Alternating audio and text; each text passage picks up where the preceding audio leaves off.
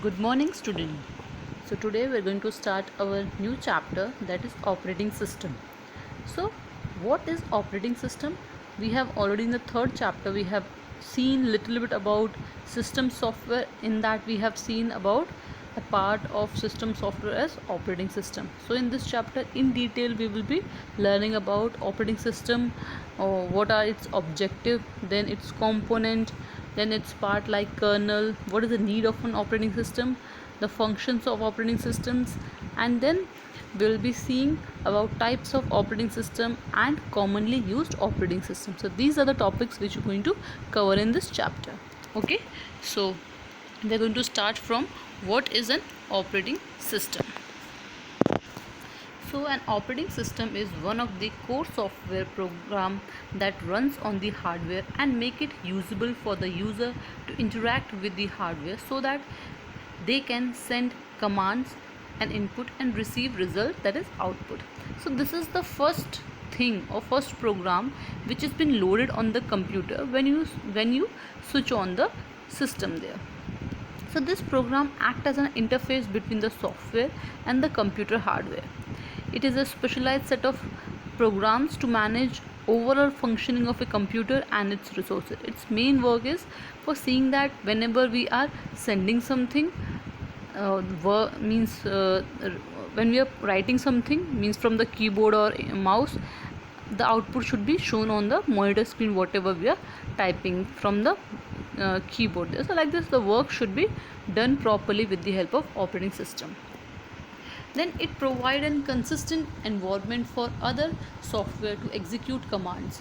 So we can say that operating system or OS act as a center through which a system hardware, other softwares and the user communicate. So this is actually a mediator or interface through which we are able to communicate with the machine, because we don't know the machine language and machine language doesn't know our language.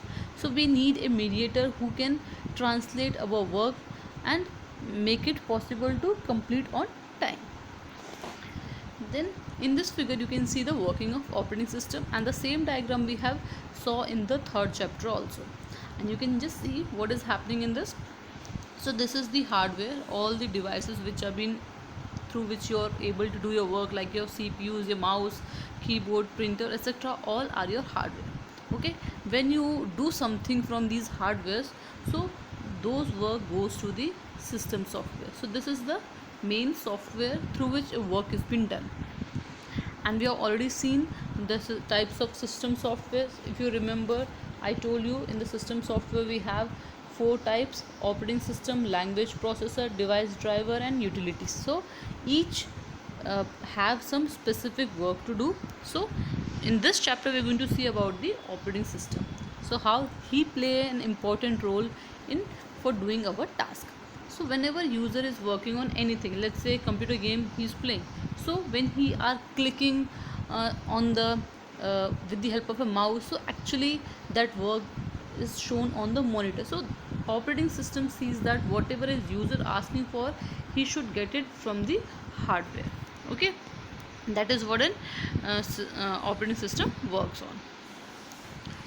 Okay, so now we'll see actually what is an operating system. So operating system is a software that act as an interface between the end user and the computer hardware. So when we are saying end user, so we are the user who's using the computer for doing our work. So we are the end users here. Hardware, I already told you, all the devices which you can touch, so those are the hardware. So what it does, it's a software and which plays an interface between both of them, end user and the machine. So it's just a mediator who just sees that whatever machine wanted, he communicates same thing to the user there. If user want to do something, so same thing he communicate to the hardware that users want to work on something. Okay, I'm just giving a simple example for that. Let's say I want to paint. So what I'm doing, I with the help of mouse, on this is my screen, let's say when I click on the start button over here, if you know a menu comes and it shows some options, and we can go in accessories and we can select the paint. So actually when a mouse is clicking, so not directly work has been done, their operating system come in existence. He tell machine that this, but here this should become, this should be done, means all the instructions are being given with the help of operating system only to the machine. Okay, we'll see this more deeply. Every computer must have at least one operating system to run other programs. If we don't have an operating system, if we don't have any mediator interface, so machine will not know that what we want to do. We actually need at least one operating system in the machine, so that he can makes an communication between us and the computer there. An application like Chrome, MS Word, game, etc. needs some environment in which it will run and perform a task. As I told you, if we don't have anyone in between, because we don't know machine language and machine doesn't know our language, so it's very difficult for us or and for the machine to understand both of the person what they're saying. So there we need environment who provides the user to communicate with the computer there, to send a message to the application or interactive users about the status of the operations, of any error has been coming, that also been told by the operating system. Okay, then operating system helps to communicate with computer without knowing how to speak the computer language. As I told you, because we don't know the language of machine and machine don't know our language, but this is the operating system is the one who will be making us to communicate with the computer without actually knowing its language. There are professionals who knows machine language, but everyone doesn't know machine language. So without knowing also we can easily work on the computer with the help of operating system. Okay, it is not possible for a user to use any computer or mobile device without an operating system. If you know, in your mobile also Android is an operating system which is been able to creating an interface between you and the mobile phone, so that whenever you're clicking something it shows the same thing on the screen. So that here also an operating system is being needed. Okay, now we will see the roles or the features of an operating system. So first important feature of operating system is protected and supervisor mode. So here he sees that whatever the work is been given, that work is been done properly without any problem. He just supervise everything. If we want to do something, so that work should be done without any fail by the system there. Okay, second, it's allows disk access and file system, device driver, network security. So it allows, if you want to access the drive, if you want to work on any files there, or any when we are using the net, that time also the security has been provided. When you are connecting 2-3 systems together or more than that, if sharing of resources been there, still there is no problem working on the system there. Then third one is the program execution. So whenever we are running some program, he sees that if any error is there, that error it should be shown so that it can be rectified and we can easily work on the that particular program. Then next is memory management, virtual memory, multitasking. So it is a role of an operating system to see that if I am saving my data where actually it is being saved. Let's say already if this much memory is being used by us, okay, this much memory is being used by us, and I'm saving a file which is of this much size, okay, let's say 1 MB. Okay, so what he'll do, he will be trying to see where 1 MB of space has been available. As he finds the space, then he will be saving your file there, and he will remember the address where he saved your file. So next time when you try to open your file, he will go in the memory and sees that which file you want to open, and that file only should be open in front of you. It will not open any other file. Then comes the virtual memory. Virtual memory means when we are connecting so many systems. Let's say I have connected 20 systems together, okay, and each one is working simultaneously. So space might be less. There are chances that in your CPU the space is less. So what he will be, try to save your work virtually, so that without consuming much space by all 20 systems, still the work can be done properly there. Okay, Next is the handling input output operation. It is the one of the most important work done by the operating system, that is seeing that all your input means your keyboard, mouse, like this, and output means your monitor screen, printers, and all those. So whatever operations are being done, that should be done properly without any fail there. Okay. Next is manipulation of system file. Manipulation of system file means when you once you save your file, and afterward if you want to do some modification in that, or you want to delete something, or something you want to do with your file, he sees that you do that properly. As I told you earlier, when we are saving in the memory, his work is to bring that file back wherever he saved our file without any fail in that. Next is error detection and handling. As I told, means when we are running on the programs, when program execution has been going on, if some errors comes, then those errors should be told by operating system that this is the problem he detected, and then he will try to handle them, so that you will not face much problem while working on the system there. Next is resource allocation. Resource allocation means when we are saving our work, doing our work, let's say each application has does require a different amount of space. So see that whichever application needed the space or memory, that much space is given to him, so that the application can work properly. So that has been done with the help of operating system.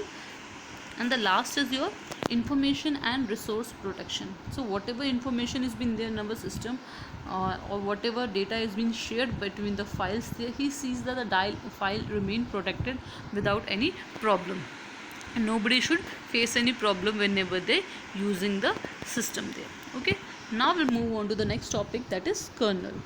So what is a kernel? Kernel is the central or the core component of a computer system. Its only job is performed the only job performed by the kernel is to manage the communication between the hardware and the software. He sees that whenever something is loaded in the memory, kernel will first load and remain in the memory till the operating system is shut down. So kernel provides and manages the computer resources and allow the other programs to run and use their resources. Kernel also set an memory address space for applications, load the files with application code into the memory, and set the execution task for programs there. Okay, if you see in the diagram over here, you will able to understand what is happening over here. You can see we are the users. Okay, when we want to do something, so whichever application or app we try to open, okay, we are opening that. So as we try to do, the operating system will come in existence. He will make a communication with the hardware there, and in the operating system, kernel will be coming in existence to seize that whatever work we want to do on the computer, that work has been done properly. So this is the core or the central component of the computer system. Okay, he sees that whatever data has been processed is been done at the machine level, because as so many time I told, we don't know the machine language. So in the hardware level, he sees that the work is being done properly without any problem there. Okay, now you'll see kernel is at the nucleus of the computer. Nucleus means as a core there, means the internal part. It makes the communication between the hardware and software possible. Without kernel, it is not possible to have a communication between them. While the kernel is the innermost part of the operating system, shell is the outermost part. So if you see in the second figure over here, what is happening, see, this terminal is your application. Okay, whichever application has been opened by the user, so he will be telling that he wants to open, let's say as I will paint I want to open. So shell will come in existence. Shell will see that whatever interaction has been done from the user, he will be managing and try to tell to the operating system. Then operating system will be telling the kernel that now manage what users wants to do. So kernel will handle the interaction between the hardware. So this is coming, as you can see in the diagram, kernel is coming as the internal most part of the operating system, and shell is coming the outermost part, because he is going to communicate with the uses that directly. Okay, it manages an interaction between the user and the operating system. He will be seeing that whatever user is trying to do, he will be telling to the operating system. It is promoting you for the input, interpreting the input for the operating system, handling the result output from the operating system. So whatever result is coming, that he will be seeing, and then he will be sending to the user that your work has been done so and so. So with this diagram, I think it's very clear the each work of kernel or shell there. Okay, now you will see the features of the kernel. The first feature is the low level scheduling of process. Low level scheduling means machine level scheduling, means the work is being done of all the process. Means, see, every task is very big. It might look like everything in seconds, the work has been done by the computer, but still for him second is also a very big thing. So what they're doing, usually they divide their work into parts, and they give work to all the different parts.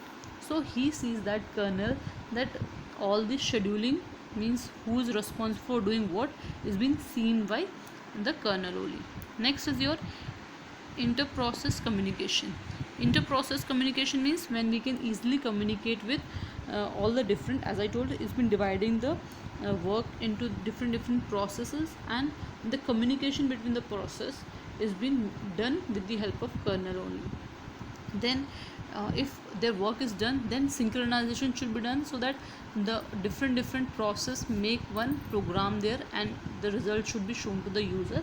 So process synchronization is also been done with the kernel only. Next is the content switching. Content switching means, let's say for example, there are chances that in the same system two users are working, and we can easily switching from one user to another user, and the content of one user is not shown to other. And if you have seen in your family, if 2-3 persons are using the system, and everyone is a different user password they have given, so whenever you are opening, only whatever things you have saved is being visible to you. Whatever your brother sister have saved, that is not visible to you. So that is also being taken care by the kernel, to see that the content switching can also be done there properly without any problem. Okay, now we'll see the types of kernels. So there are basically many types of kernel existence, but mostly two most popular kernels are being there in existence in today's world. First is the monolithic kernel. So this is a single code or a block of programs are being there. It provide all the required services offered by the operating system. It is the simplest design which create a distinct communication level between the hardware and the software. Now we'll be seeing this with the help of a diagram to understand the monolithic, but with the name you can understand mono means a single, lithic means a code or the block of a programs there. Okay. It will also fulfill whatever has been required by the operating system. The second type is your microkernel. Microkernel manages all the system resources. In this type of a kernel, services are being implemented in different address space. Okay, whereas over in the monolithic, same space is being used by the kernel, but in the microkernel they are using different address space for each work. Okay, user services are stored in the user address space, whereas kernel services are stored in the kernel address space. So with the help of that, we can easily reduce the size of both kernel and operating system, because here in the this microkernel, he is using different spaces for different work.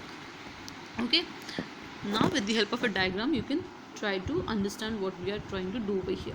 So this first diagram is about monolithic. Okay, so here you can see it is a block of program or single codes has been, whatever work we want to do is been done, but in the same block.